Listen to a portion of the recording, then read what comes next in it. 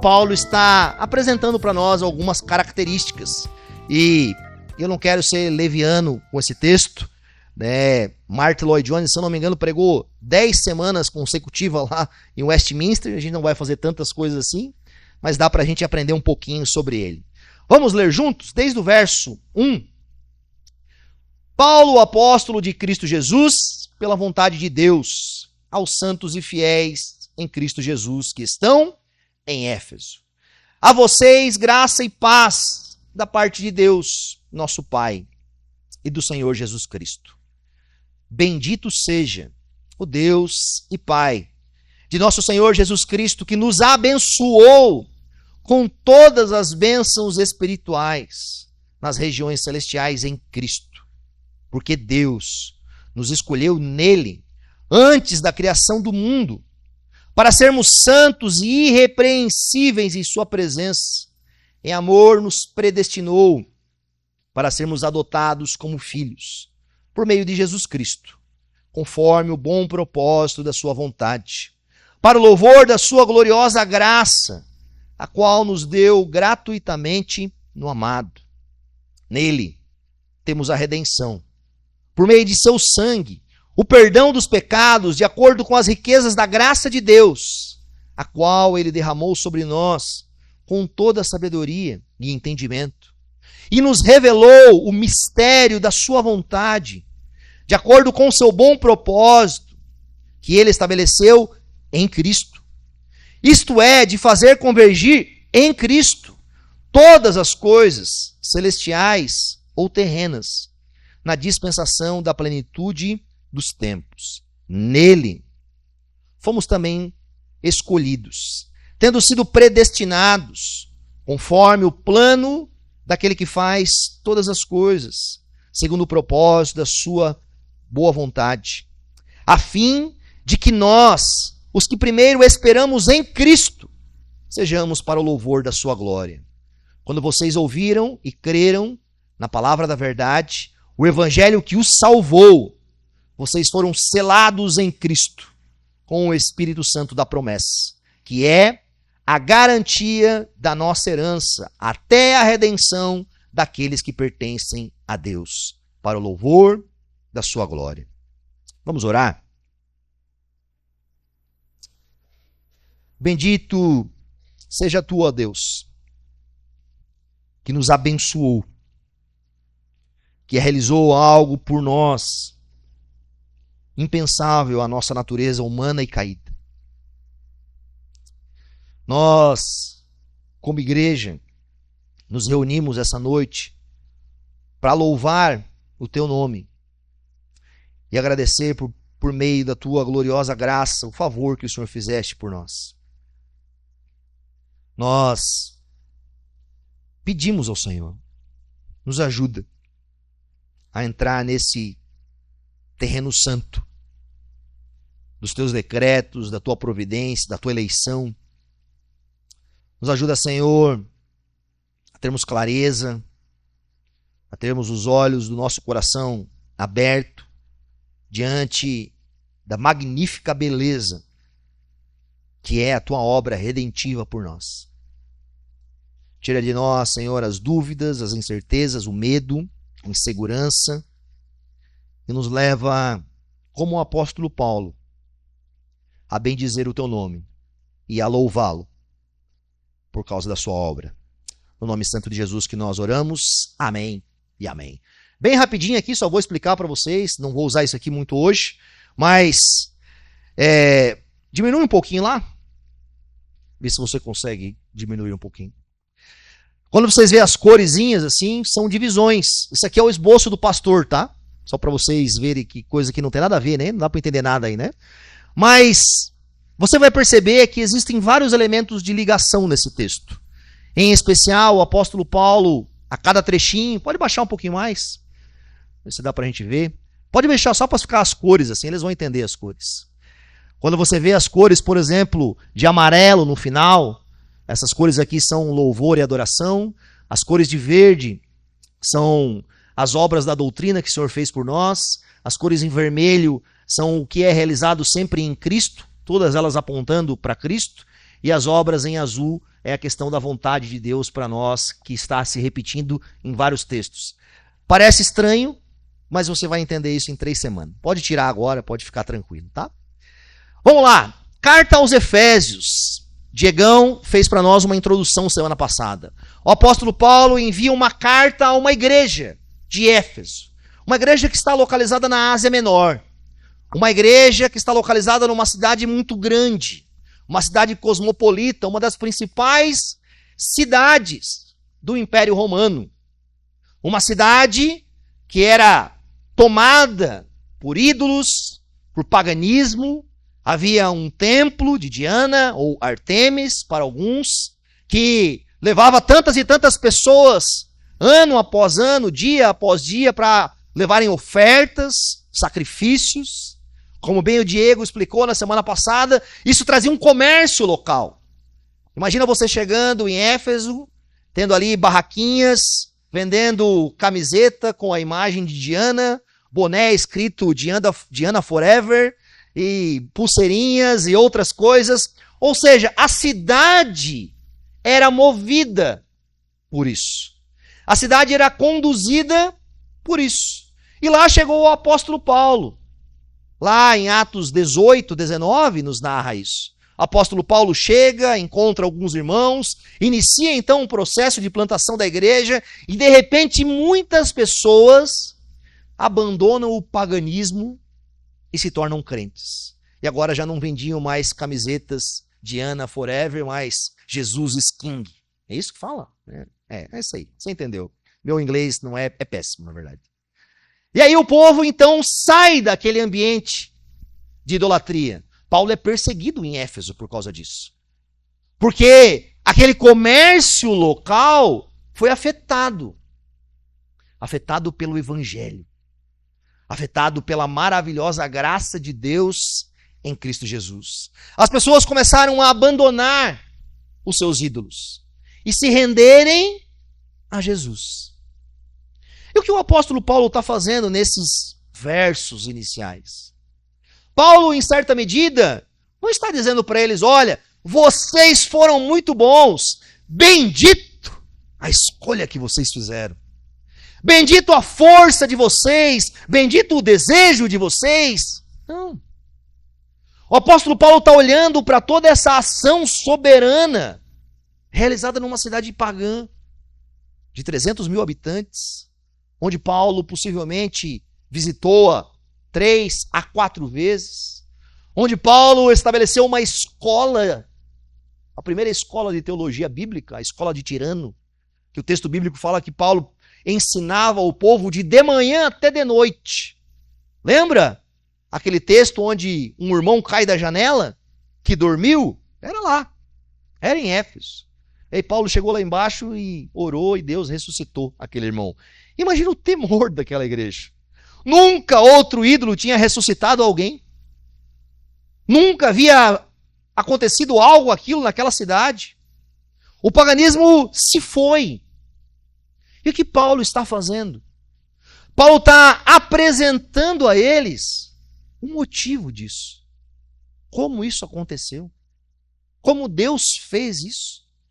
Paulo está apresentando a eles a obra redentora do Deus Criador. Do Deus Pai, do Deus Filho e do Deus Espírito Santo. Paulo inicia esse trecho. Hoje a gente vai focar muito do verso 3 ao verso 6, ok? Paulo inicia esse trecho com palavras de louvor. Bendito seja. Bendito seja. Paulo está olhando para Deus. Paulo está olhando para a obra redentiva de Deus, dos planos eternos de Deus, de coisas insondáveis. E Paulo inicia esse termo com louvor. Nós talvez deveríamos aprender um pouco com isso. Um dos temas mais debatidos pelo povo de Deus é a soteriologia, a doutrina da salvação. Que muitas vezes não é expressão de louvor nossa, mas expressão de debate, de brigas, de lutas. O apóstolo Paulo não tem nenhum problema em explicar e louvar ao Senhor por isso, em bendizer o nome do Senhor, em olhar para o Deus Pai de nosso Senhor Jesus Cristo e olhar para a obra da salvação como algo que foi uma bênção. Ele nos abençoou com todas as bênçãos espirituais. Aonde? Nas regiões celestiais em Cristo. Qual é a bênção? A salvação em Cristo Jesus. Paulo está olhando para a obra redentiva. Paulo está olhando para a salvação. E está falando para aquele povo, meus irmãos, talvez vocês nem compreendam o tamanho da grandeza do que é a salvação na vida de vocês. A salvação na vida de vocês tem uma expressão, não apenas aqui, no lugar visível, nas coisas que nós observamos. As bênçãos de Deus Pai sobre vocês têm uma ação nas regiões celestiais. Há uma ação da salvação de Deus em você que ultrapassa as coisas visíveis. Que ultrapassa o que você vê, o que você sente, o que você vive. Há uma transformação de natureza espiritual no povo de Deus que ecoa nas regiões celestiais. Ao ponto de o apóstolo Paulo lembrar isso à igreja, como um ato de a igreja bendizer o nome do Senhor por causa disso. É interessante porque Paulo está falando a um povo pagão. Um povo que adorava as coisas espirituais. Um povo muito comovido com doutrinas que eram muitas vezes sem sentido nenhum, sem valor nenhum, sem realização nenhum. O povo fazia sacrifícios a deuses, o povo oferecia coisas às pessoas, o povo se esforçava muito para ser abençoado pelos seus deuses. Uma das grandes diferenças entre o cristianismo e todas as outras religiões é a forma de salvação. É uma diferença central da fé cristã para outras religiões. Eu não sei se você já teve acesso ou leu como é a salvação em outras religiões. Essa semana eu tive, não sei se o prazer ou o desprazer de ler algumas coisas dessas. Se você tiver acesso, um livro, a Teologia Sistemática do Franklin, ele vai lá na Teologia da Salvação e ele mostra como é a salvação dos mórmons. Você já estudou como é que é a salvação dos mórmons? Na ideia do mórmon, Deus era um homem.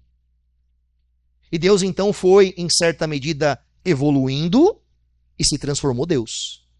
Por meio de obras, por meio de feitos. Então o homem vai realizando coisas para um dia se tornar como Deus e reinar em outros planetas espirituais. Parece bem coisa de maconheiro, né?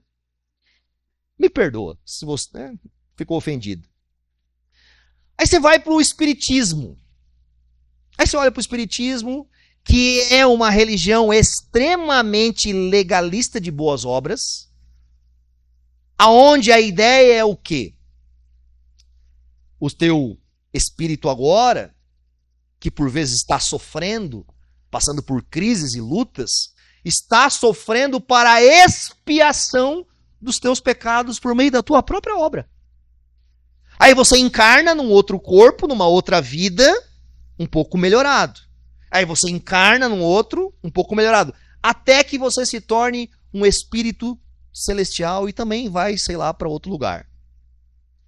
Grande parte das religiões estão apresentando uma salvação com base no teu esforço, nas tuas obras. No que você pode fazer para isso? Quais são os meios? Deixa eu falar algo para você. Nós crentes gostamos disso.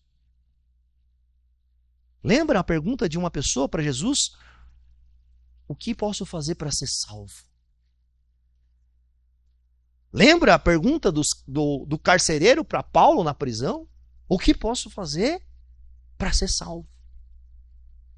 Nós temos um anseio de realizar algo que a gente não consegue. Há um desejo no nosso coração de mostrar como nós somos bons, como nós conseguimos os nossos feitos. Grande parte do cristianismo tem a consciência cauterizada e vive fazendo boas obras para tentar barganhar com o Senhor. Mas Paulo está falando para nós: bendito seja o Deus e Pai de nosso Senhor Jesus Cristo, que nos abençoou. Pelo quê? Por causa do seu amor. Pelo seu bom propósito. Para o louvor da sua gloriosa graça. Está percebendo aqui que não tem nada a ver com uma salvação humana? Que não tem nenhum elemento de que nós, em alguma instância, conquistamos algo? Mas qual grandes vezes é o nosso problema diante da doutrina da eleição, da predestinação? É porque no primeiro elemento, isso mexe com o nosso orgulho. Isso mexe com um senso de meritocracia. Porque toda a nossa história é para conquistar alguma coisa. É para mostrar. É para fazer. É para que o meu chefe me reconheça. É para que a minha esposa me reconheça. É para que o meu esposo, minha namorada, meu noivo, meu filho. Nós vivemos num anseio, dia após dia, de reconhecimento. Mas diante da nossa salvação, o único reconhecido é o Deus Trino. O único louvado por isso. O único exaltado por essa história não é nós. É o Senhor. 3 pontos de fundamento. Primeira coisa. Porque Deus nos escolheu nele, antes da criação do mundo. Tá lá, pastor. Como assim antes da criação do mundo? Quando se deu a criação do mundo? Gênesis 1:1. No princípio criou Deus os céus e a terra. E disse Deus: haja luz. Antes de qualquer coisa criada, o Senhor, em sua eternidade, havia estabelecido algumas coisas. Eu sei que isso dá uma mexida na nossa mente. Por quê? Porque nós não somos seres eternos. Nós somos cronológicos.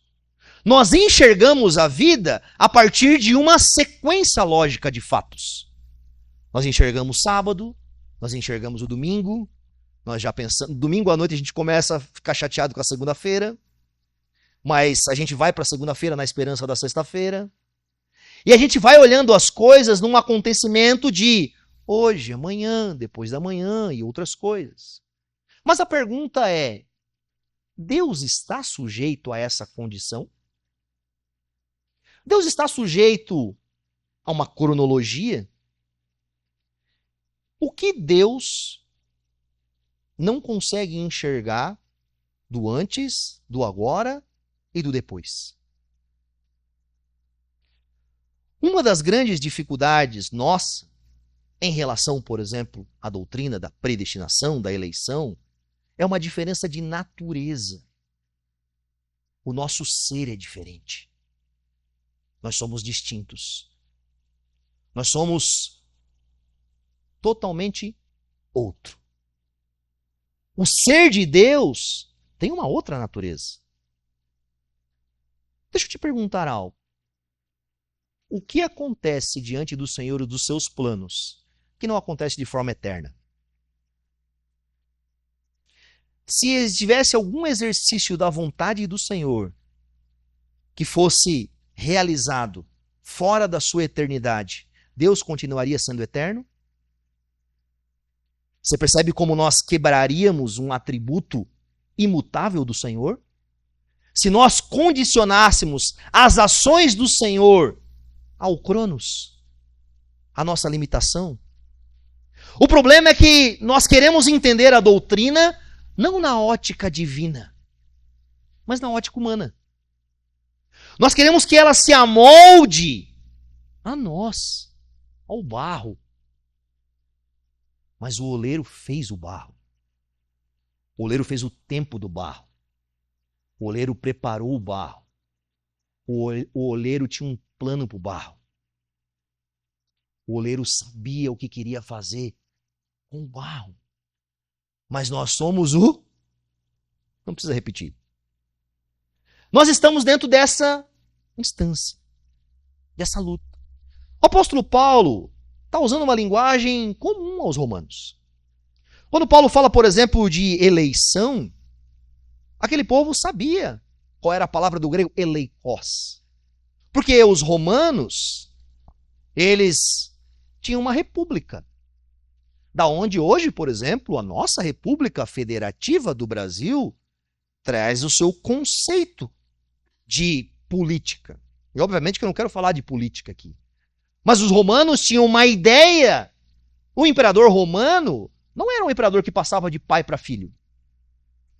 O imperador romano ele era escolhido pelo Senado.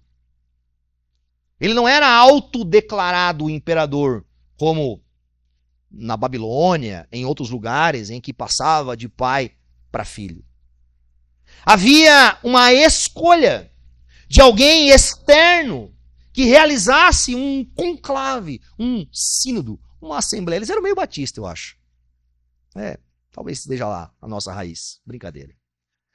Mas o povo entendia essa didática que o apóstolo Paulo está expressando para nós. Porque Deus nos escolheu. Há uma ação divina antes da ação do humano. Ao ponto do próprio Jesus dizer aos seus discípulos: não foram vocês que me escolheram, mas eu vos escolhi. Há uma ação soberana de Deus que antecede o quê? Que o texto nos fala. Antecede a criação. Eu sei que isso, talvez para muitos, é uma crise. Mas com todo amor, para mim não é. 2 elementos de fundamento. Primeiro, a nossa igreja é uma igreja confessional. Ok? Na base da sua confessionalidade, está muito claro sobre os decretos de Deus. Decreto, predestinação e eleição. O decreto fala de toda a ação do Senhor em toda a história, ao ponto da Escritura nos dizer que nenhuma folha de uma árvore cai sem o conselho de Deus. Agora imagina se a Escritura está dizendo que nenhuma folha de uma árvore cai sem o conselho, a autorização, o governo, a autoridade e a escolha de Deus. Será que nós somos imunes a esse decreto? Será que nós somos ausentes do governo e autoridade de Deus sobre esses decretos? A predestinação é o ato de Deus dar um destino às coisas antecipadamente. E dentro disso está alguns destinos, entre eles a salvação do homem. É uma doutrina que vai ramificando dentro da outra. Deus nos escolheu nele para sermos santos e irrepreensíveis. Guarda os santos e irrepreensíveis, que é para o final. Muitas pessoas, quando olham para esse texto, vão argumentar algumas coisas. Eu quero tocar em alguns assuntos aqui, que por vezes são discussões dentro disso, para nos ajudar um pouco. Muitas pessoas vão olhar para o texto e dizer, olha, mas é que Deus viu lá na frente o que nós faríamos. Deus, como um mero espectador da história, ele olhou para frente e falou, eu acho que aquilo lá vai me querer. E ele vai escolher por mim. Uma pré-ciência. A pergunta é, o que Deus viu na história que ele mesmo não ordenou. Como Deus lá atrás, antes da criação do mundo, a qual planejou com o bom propósito da sua vontade. Como o texto nos fala várias vezes sobre o propósito da vontade de Deus. Como que ele olhou para isso apenas de forma passiva e não como um agente de todas as coisas. Grande dúvida das pessoas é sobre a liberdade humana. Pastor, mas parece que isso tira a nossa liberdade. Mas a pergunta que nós devemos fazer é: a liberdade de Deus está restrita à nossa liberdade? Ou a nossa liberdade está restrita à liberdade de Deus? A nossa liberdade ultrapassa a liberdade do Criador e soberano de todas as coisas? Você é mais livre do que Deus? Perceba algo, como isso cai por terra. A sua liberdade humana é restritiva nessa vida. Você não pode pular daqui da sacada, mesmo sendo livre. Ah, eu posso. Pode. Mas você vai acabar com a sua vida. Existem vários elementos que restringem a sua liberdade. A gravidade, a falta de poder, a sua saúde, a sua limitação humana. Você é restrito por fatores que te, com perdão na palavra, te humilham, te limitam, te restringem. Hoje, por exemplo, eu estava aqui desde de manhã, eu tinha planejado todo o meu dia para fazer algumas coisas, eu ia para casa, tomar um café da tarde, 4 horas, e alguns elementos da minha agenda se interromperam na minha liberdade. E cá estou eu com fome, só com o almoço. Mas por quê? Porque a minha liberdade é limitada. Ela é restrita às circunstâncias que eu não tenho controle sobre ela. Se Deus deixasse você na sua liberdade, você continuaria morto nos seus pecados e nos seus delitos. Deus não apenas preveu, Deus auxiliou a moldar a tua liberdade para que você escolhesse a Ele. Deus não violenta a nossa liberdade. Deus faz um milagre da nossa liberdade. Deus não violenta o nosso ser. Deus não age de forma truculenta. Mas Deus faz o que conosco? Deus faz um ato soberano de regeneração no homem que era escravo e o torna livre. E esse homem livre agora escolhe pelo Senhor. A nossa escolha é um resultado da escolha dele. Não foram vós que me escolheram. Eu vos escolhi. Se dependesse de nós, se Deus apenas usasse a sua presciência, o que ele viria no futuro? Que não há nenhum justo sequer.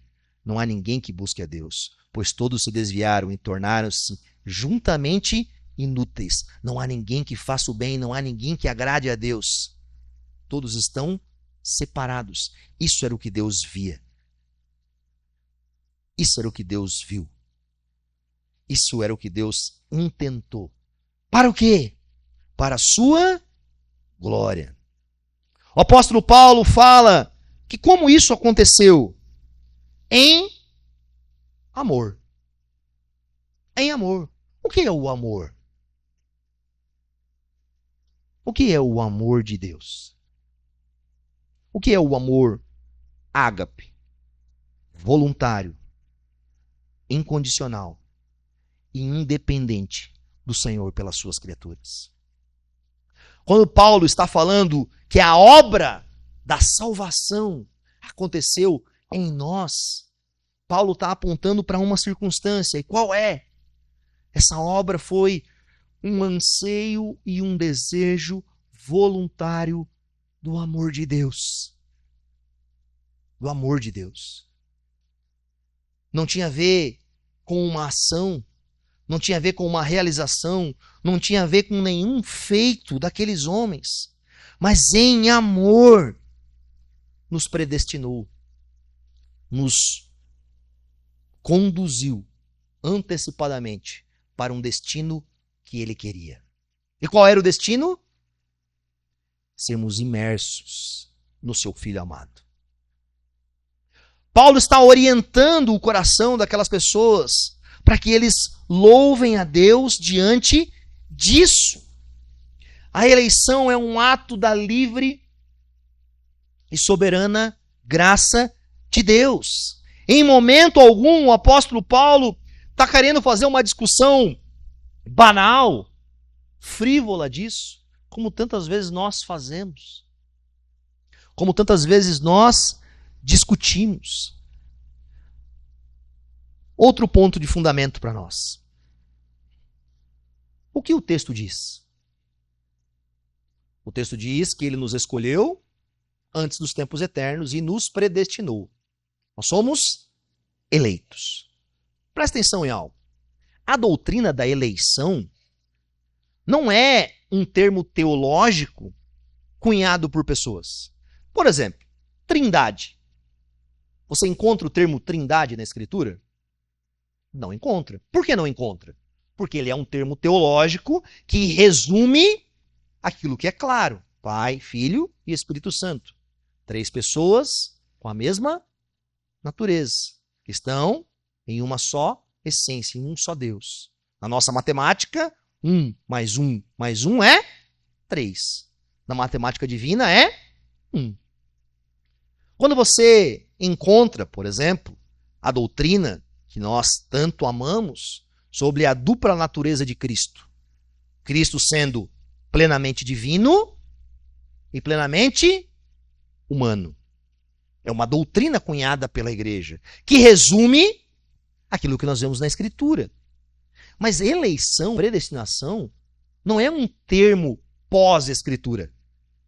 É um termo bíblico. Nós precisamos lidar com ele. Tanto reformados quanto pentecostais creem que há uma predestinação e uma eleição. E aqui eu quero falar algo para você. Se você não crê na eleição, na predestinação, talvez você possa não entender ou descrer em qual momento acontece. Mas se você não crê, você é um testemunho de Jeová. Porque a palavra, por exemplo, que hoje muitos dizem, a eleição e a predestinação é uma obra de Satanás, está lá nos escritos dos testemunhos de Jeová. Que muita gente às vezes repete isso hoje. Um pentecostal, ele crê na doutrina da eleição e da predestinação. Mas ele crê num tempo diferente. Dizer que você não crê é um equívoco. Porque o texto está dizendo que existe. Você pode não entendê-lo. Por quê? Porque assim como outros temas bíblicos, trata de mistérios. A Trindade, em certa medida, é um mistério para nós. A dupla natureza de Cristo é um mistério para nós. E a eleição, em certa medida, também. Que nós devemos o quê? Olhar para o texto e perguntar a nós: o que eu entendo disso aqui? Talvez você tenha aí o texto no seu lugar. Olha para ele. Certa vez eu estava discutindo com um irmão sobre isso. E eu perguntei para ele. Eu falei, cara, o texto está lá. Você está diante do texto. Você precisa dar uma resposta para o texto. Você precisa ter uma interpretação do texto. A sua interpretação do texto não pode ser desconexa de toda a história cristã. Não pode ser desconexa de uma teologia bíblica. Como assim teologia bíblica? Olha para a narrativa da Escritura. Como Deus tem feito desde o início dos tempos. Primeiramente, Deus escolheu Adão e Eva. Deus os criou. Deus os trouxe à existência. Deus é a ação inicial. Após a queda, Deus escolheu ir atrás do homem.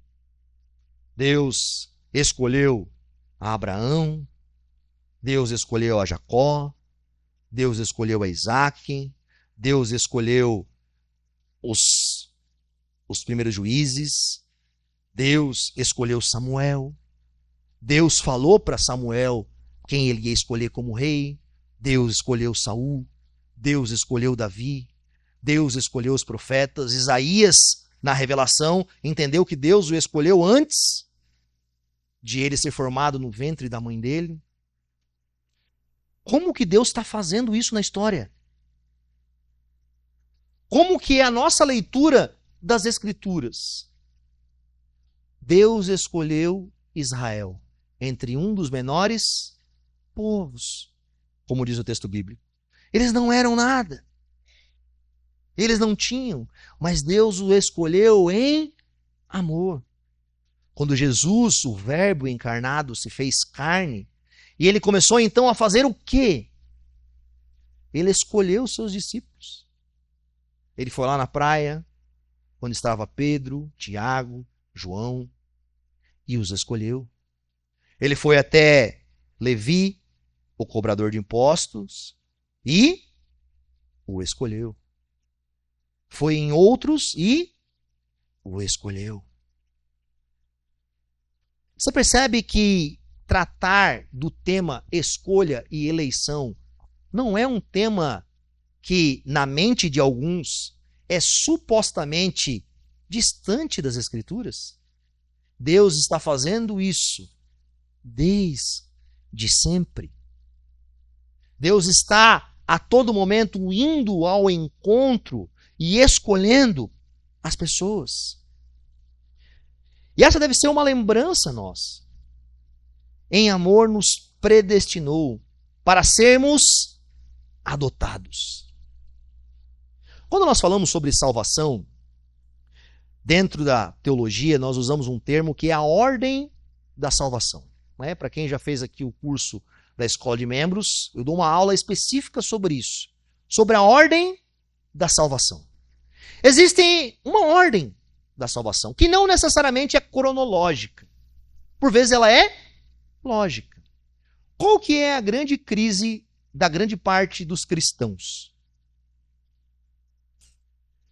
Na maioria das vezes, os cristãos que não conhecem a obra da salvação realizada por Deus neles, têm em alguma medida alguma crise na sua justificação, na sua adoção, na perseverança dos santos, ou seja, na segurança eterna da salvação.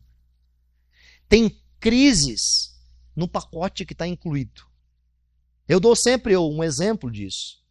Imagina que você recebesse um pacote turístico. E alguém chegasse para você e falasse, olha, eu quero dar uma viagem para você. Quero te dar uma viagem para Gramado. Todo mundo gosta de ir para Gramado, passar frio. E aí, se você fosse como eu, que tem 2 filhos, que comem igual 2 dragões, e que, enfim, são cheios de energia, você ia começar a perguntar para a pessoa, ok, o que está incluso nessa viagem? Está incluso o avião? Está incluso o translado do aeroporto de Porto Alegre até Gramado? Está incluso o hotel, o café da manhã? Você já foi para Gramado? Cada refeição lá é R$500 em 2. Está incluso essas refeições? Está incluso o translado de volta? Eu vou voltar em segurança para minha casa? Eu duvido que algum de vocês aqui, ao receber esse presente, não ia se perguntar sobre todas essas coisas. Não ia começar a fazer cálculos, não ia começar a planejar isso. O que você gostaria de ter muito claro na sua mente? Como começa, como é realizado o meio e como termina. Mas no pacote turístico da salvação, a gente só quer saber o começo. Por isso que quando o apóstolo Paulo fala, olha, eu queria estar ensinando a vocês coisas maiores, está dando a vocês alimento espiritual, mas ainda vocês estão debatendo com as coisas elementares da fé. Paulo está apontando para alguns irmãos que não queriam entrar em coisas profundas. Eu quero só ser salvo mesmo, não quero saber nada disso aí, quero viver minha vida e deixa a vida passar. Mas a Escritura fala que a vida eterna é conhecer a Deus. Quando às vezes nós tocamos num tema sobre esse, as pessoas perguntam, moxa, mas para que falar sobre isso? Porque muitas pessoas às vezes não entenderam, por exemplo, que foram adotados pelo Senhor. Que quando Deus os salvou, Deus os incluiu em uma nova família. Deus deu a eles as participações das bênçãos, que são por mérito do seu próprio Filho, mas como o Filho, herdeiro de todas as coisas, nós como os irmãos participamos da herança do Deus eterno. E temos a adoção, ao ponto de agora o Espírito Santo habitar em nós e ele nos ajuda com gemidos inexprimíveis a clamar Abba, Pai, quando parece que nós estamos solitários nessa terra. Quando nós falamos sobre essa ordem da salvação, algumas pessoas falam 6 pontos, 7 pontos, 8 pontos, 9, 10. Eu penso em 9 pontos diante disso. Ela inicia como? Ela inicia com a eleição. Inicia num plano eterno do Senhor. Deus não planeja nada fora da sua eternidade. Qual é o segundo elemento? O segundo elemento é que a gente vai ver um pouco na semana que vem, então num tempo e espaço específico, Deus providencia que nós sejamos chamados. Que nós ouvimos. O quê? Paulo fala no verso 13. Quando ouviram e creram na palavra. Há uma ação na eternidade que Deus então entra na vida e promove que nós venhamos a ouvir a palavra. Por isso que algumas pessoas dizem, mas a doutrina da eleição, então a gente não deveria pregar, não tem sentido isso. Como? Se a fé vem pelo ouvir, obviamente que é o Deus que elege, mas ele escolheu que nós, através da nossa pregação, fôssemos o meio do canal para que as pessoas ouvissem do Evangelho. Lembra lá, Paulo, Tito, sempre falo do livro de Tito, Paulo, servo de Deus, para levar os eleitos de Deus à fé. Paulo tinha uma função. Ele tinha que pregar. Ele tinha que falar. Ele sabia da sua responsabilidade. Há um descanso de pregar confiando na eleição. Eu já preguei, não confiando na eleição. Nem todos nós entendemos a doutrina da eleição no início da nossa vida cristã. Se você perguntasse para mim lá em 2012, eu não sabia nada. Eu falo, não, eu fui lá, eu escolhi, eu levantei a mão, eu chorei, eu fiz... E não tem problema isso. Porque realmente houve uma ação minha, mas que houve uma ação anterior do Senhor para que eu pudesse fazer isso. Hoje eu percebo. Eu quase nunca falo do meu testemunho. E nem deveria falar. A minha esposa até riu lá. Mas eu não era nem próximo do que eu sou hoje. No ano de 97, eu tinha 12 anos, ali a minha vida tomou um rumo um pouco equivocado. Meu pai me tirou de uma escola particular por questões financeiras, fui para uma escola pública e lá conheci alguns elementos que me apresentaram muitas coisas equivocadas. Eu usei droga dos meus 13 anos até o ano da minha conversão. Talvez você não saiba, mas agora minha esposa se esconde lá. Eu tinha um grupo de reggae. Nós tínhamos plantação de maconha com estufa. Nós vendíamos droga. Eu fiz coisas na minha vida que são absurdas. Mas eu vivia, na minha mente, uma boa vida. Eu tinha muito dinheiro, eu tinha muito trabalho. Eu não queria o Senhor. Eu não era uma pessoa cheia de problema. Meu pai tinha falecido, tinha deixado uma herança lá, eu tinha 5 imóveis lá alugados na época. Vivia da renda daqueles imóveis. Tirei todos os inquilinos, enchi de amigo maconheiro. dentro daquele lugar. Sabe, eu vivia naquele ambiente, naquele lugar, muito feliz, muito alegre. Tinha carro, tinha dinheiro, trabalhava já também fora, numa loja de skate, fazia todas as coisas. Eu não fui atrás do Senhor. Deus colocou um bendito lá. O nome onde eu morava chamava-se Cativeiro. Olha que lugar legal. Lugar bacana para dar para uma casa, não é verdade?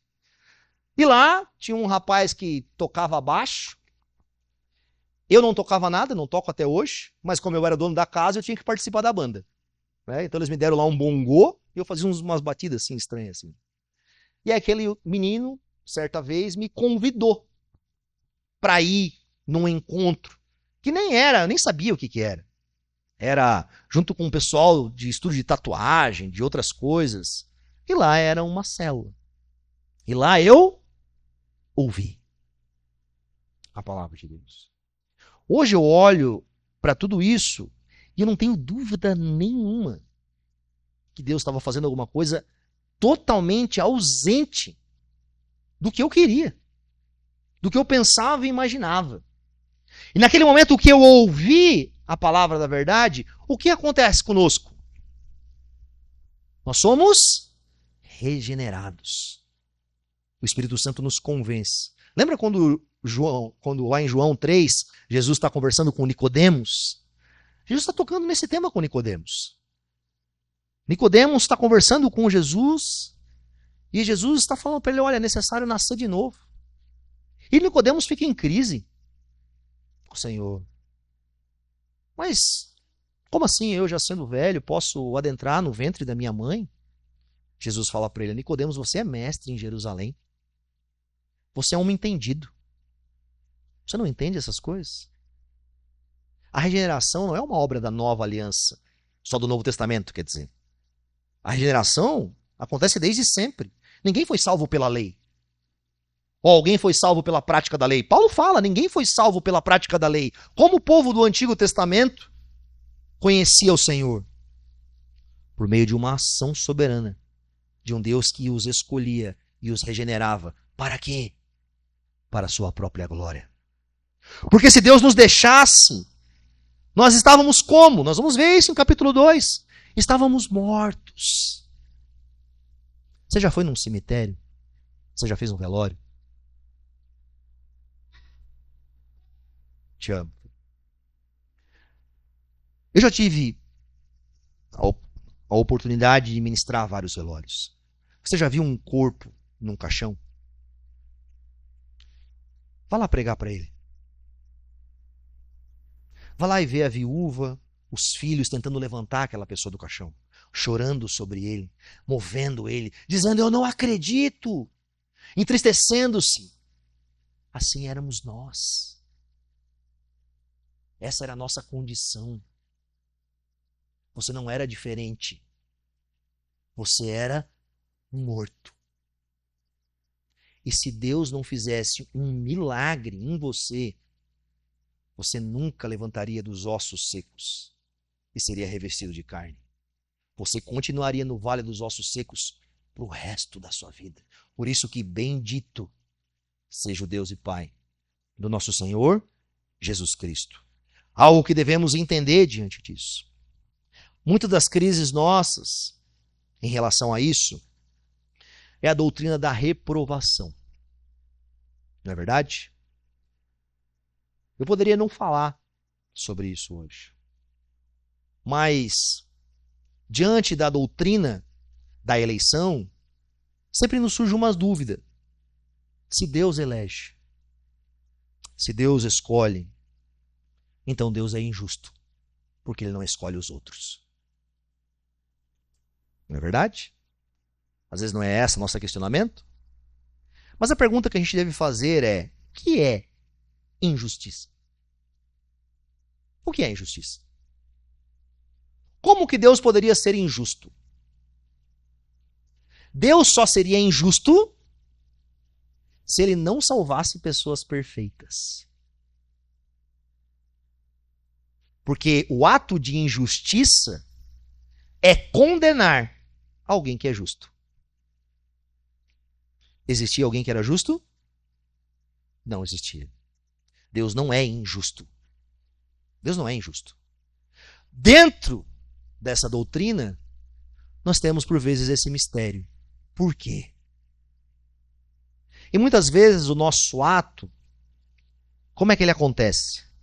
O nosso ato é olhar para tudo isso e ao invés de bendizer o Deus e Pai de nosso Senhor Jesus Cristo, ao invés de louvarmos por termos os nossos olhos abertos e clamarmos, nós queremos olhar para Deus e atribuir a Ele um ato de injustiça que Ele não é.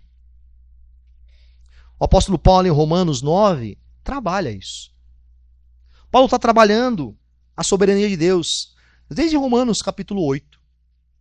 Paulo está falando que Deus age em todas as coisas para o bem daqueles que o amam, dos que foram chamados de acordo com o seu propósito, pois aqueles que de antemão conheceu também os predestinou para serem conforme a imagem do seu Filho. E lá no capítulo 9, depois de Paulo transicionar por toda a eleição e a predestinação, Paulo, em tom retórico, conversa com as pessoas. Paulo faz perguntas. Perguntas que talvez as pessoas dirão. Romanos 9, verso 14. Abra comigo. Que talvez é a sua pergunta agora.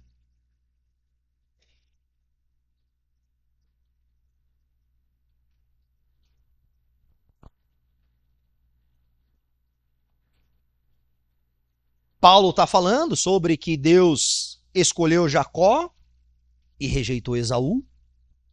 E isso foi feito para a sua própria glória. Antes de que os dois nascessem, antes de qualquer ação deles, Deus soberanamente fez isso. E a pergunta natural, não é errada essa pergunta. Errada é a nossa resposta. Ok? A pergunta é justa. Verso 14. E então, que diremos? Acaso Deus é injusto? Porque escolheu a Jacó e rejeitou a Esaú antes mesmo de eles nascerem? Essa pergunta. Deus é injusto porque na doutrina da predestinação, nos seus decretos eternos, ele escolheu alguns e não outros. Paulo responde a nós com uma ênfase, com um ponto de exclamação: de maneira nenhuma. Pois ele diz a Moisés: terei misericórdia de quem eu quiser ter misericórdia, e terei compaixão de quem eu quiser ter compaixão. Portanto, isso não depende do desejo ou do esforço humano, mas da misericórdia de Deus. Ponto. Quando nós olhamos para isso, há uma crise em nós. Qual é a nossa crise? Nós queríamos outra resposta. Não é verdade? Você queria outra resposta. Você queria que Deus te explicasse os planos dele, que Deus sentasse do seu lado e falasse: olha, meu filho, eu olhei para você e eu vi que você fez o dever de casa quando era jovem, você obedeceu sua mãe, você me amou, você fez isso, você fez aquilo. O que nós queríamos? Nós queríamos ser conhecedores dos decretos de Deus. Nós queríamos ser como Deus, conhecedores do bem ou do mal. Muitas vezes, esse é um eco da serpente, querendo dizer a nós: vocês têm que ser como Deus e têm que saber todas as coisas. Verso 19. Mas algum de vocês me dirá: então por que Deus ainda nos culpa? Pois quem resiste à sua vontade? Mas quem é você, homem, para questionar a Deus? Acaso aquilo que é formado pode dizer o que formou: por que me fizeste assim? Quando as Escrituras colocam alguns fundamentos doutrinários, nem sempre ela vai discutir isso. Por que a gente não tem a mesma crise com a doutrina da criação?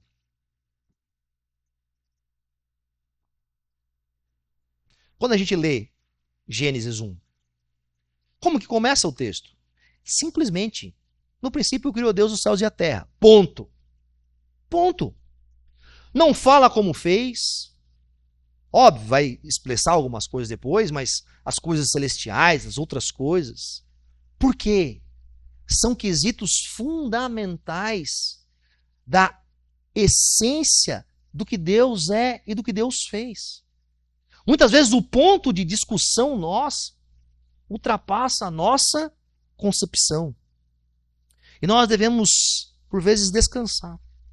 Muitas pessoas, talvez seja o seu caso, por tanto lutar com a doutrina da eleição, não consegue, como Paulo, terminar cada sentença dizendo, de forma muito clara e muito específica, como ele disse no final do verso 6, para o louvor da sua gloriosa graça, a qual nos deu gratuitamente no amado. No final do verso 12, a fim de que nós, os que primeiro esperamos em Cristo, sejamos para o louvor da sua gloriosa graça.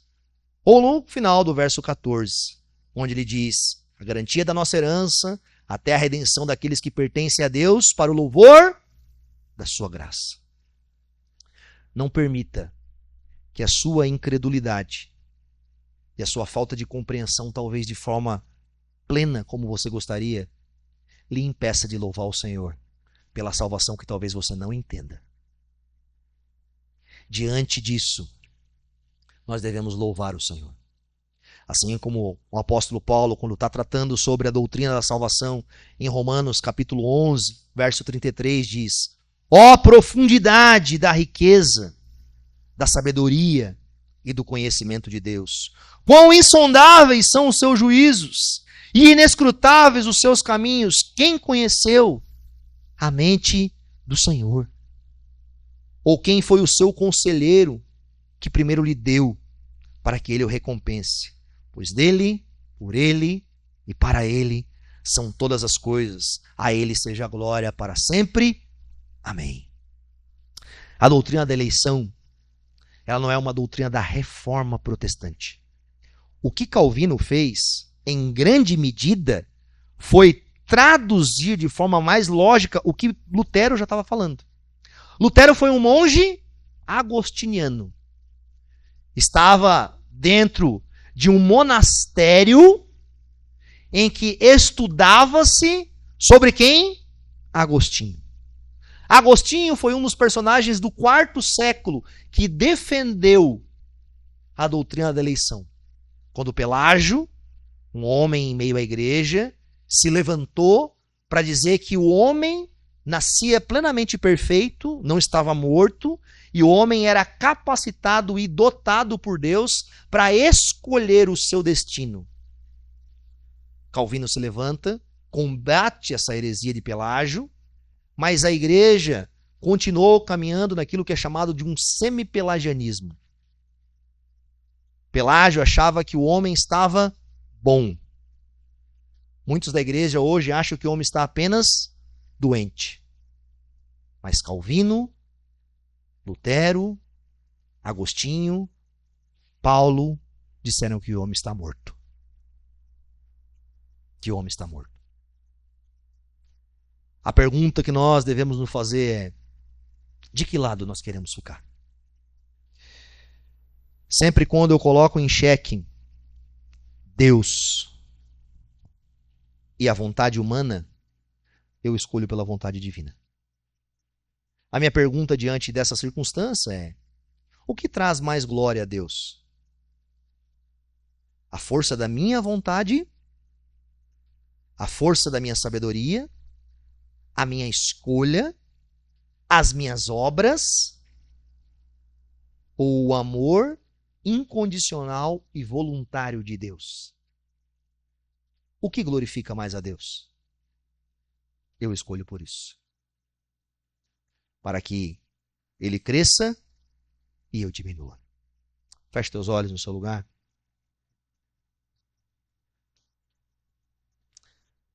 Santo Deus, como é difícil para nós adentrarmos nesse terreno santo e lidarmos com coisas que estão tão além da nossa mente. Mas não permita, Senhor, que diante das nossas dúvidas e das nossas certezas, nós percamos o louvor das nossas palavras. Ó Deus, muito obrigado. Muito obrigado, Senhor, pela sua ação que antecedeu a nossa.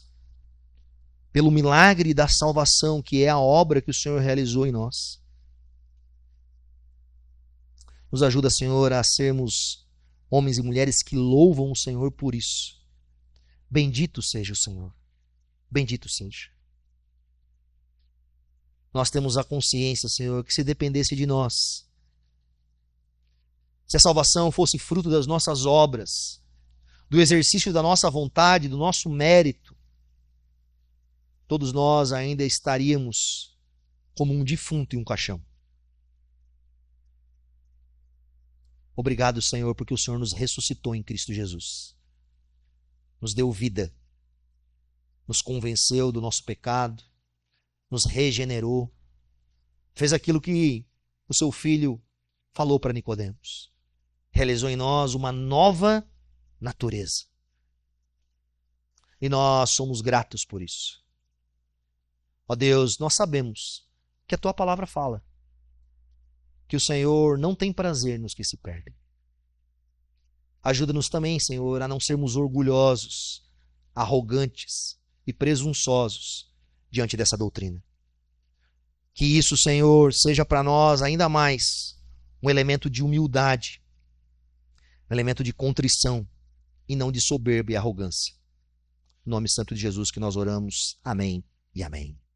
Rapidinho, verso 4 lá. Porque Deus nos escolheu nele, antes da criação do mundo, para sermos santos e irrepreensíveis em sua presença. Como sabemos que Deus nos escolheu? Primeira coisa, deve haver em nós arrependimento, contrição e caminho de santidade. Ah, se a eleição é assim, então a gente não precisa fazer as coisas certas, pode viver de qualquer jeito. Não, não, não, não. Nós não somos salvos porque somos santos, mas somos santos, somos santos porque fomos salvos. Não é as nossas boas obras, mas não é sem elas. Se não há boas obras em nós, se não há santificação em nós, se não há mudança em nós, não há eleição em nós. Se continuamos nos nossos pecados, se não nos arrependemos, se não mudamos, que obra de regeneração que aconteceu em nós? Existem muitas pessoas convencidas, que é diferente de serem convertidas. A porta dos convencidos é larga, mas a porta dos convertidos é estreita, para serem irrepreensíveis. É pesado, né? Talvez se nós olhássemos para nós hoje, quem de nós aqui é irrepreensível? Que não pode ser repreendido por ninguém. Mas isso é algo que o Senhor está realizando em nós. Deus nos escolheu nele antes da fundação do mundo, para que nesse processo de santificação, nós sejamos cada dia mais parecidos com o seu Filho, ao ponto de, na glorificação, recebermos um corpo totalmente incorruptível, e aí seremos plenamente aquilo que fomos criados para ser. Temos a convicção que Deus nos escolheu, porque há em nós uma mudança, há em nós uma continuidade e há em nós uma perseverança até o fim.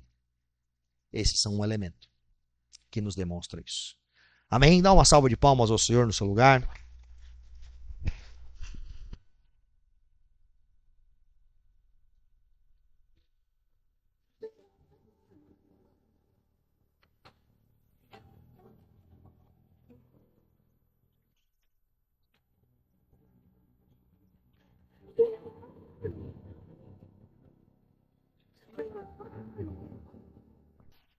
A não serem apenas um culto didático ou um culto apenas intelectual do que aprendemos hoje aqui. Mas que eles possam, Pai, desfrutar disso nas suas casas. Que eles possam buscar o Senhor. Que eles possam olhar para a Tua palavra como um meio de se relacionarem contigo. Ajuda-o, Pai. Dá tempo, dá disciplina, dá constância. Enche-nos, Senhor, de compreensão da tua majestade, da tua excelência, da tua grandeza, das tuas promessas, de quem o Senhor é. Fortalece, Senhor, a vida de devoção e piedade dos nossos irmãos, e que eles possam amar o Senhor e confiar na bondade do Senhor enquanto eles viverem. No nome santo de Jesus que nós oramos. Amém e amém. Dá uma salva de palmas ao Senhor no seu lugar.